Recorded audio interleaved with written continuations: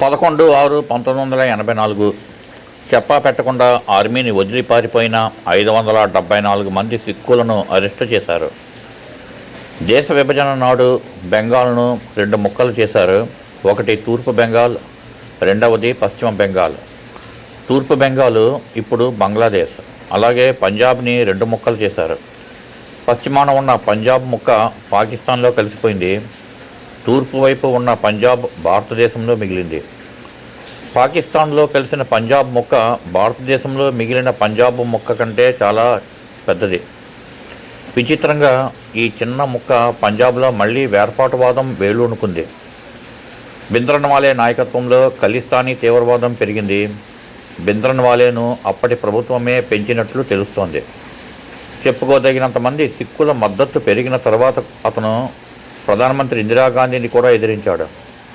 ఒళ్ళు మండిన Indira Gandhi blue star ఆపరేషన్తో అమృత్సర్లోని స్వర్ణ దేవాలయంపై సైన్యం చేత దాడి చేయించి సిక్కు తీవ్రవాదులను భింద్రన్వాలేను మట్టు పెట్టించింది. స్వర్ణ దేవాలయంపై దాడి జరగడంతో సిక్కులు ఇందిరాగాంధీపై ద్వేషం పెంచుకున్నారు.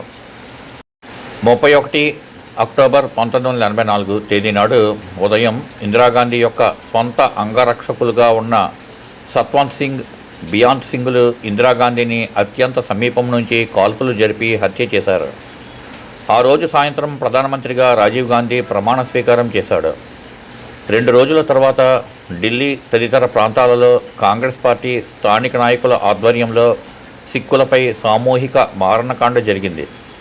ఖలిస్తానీ ఉగ్రవాదం ఇంకా చల్లారలేదు. ఇప్పుడు భారతదేశం ఎదుర్కొంటున్న అనేక జాతీయ సమస్యలలో ఇది ఒకటి.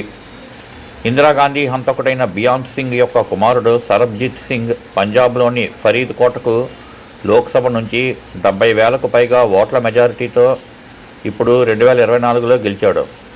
విచిత్రంగా వీళ్ళ ప్రతీకారాన్ని కాంగ్రెస్ పార్టీ మీద కాకుండా దేశం మీద తీర్చుకోవాలి అనుకుంటున్నారు. వాట్సాప్లో చరిత్రలో ఈ రోజు శీర్షికన సేకరించి అందించిన వారు వజ్జల శ్రీనివాసులు గారు. ధన్యవాదాలు. భారత్ మాతాకి జై. జై శ్రీరామ్.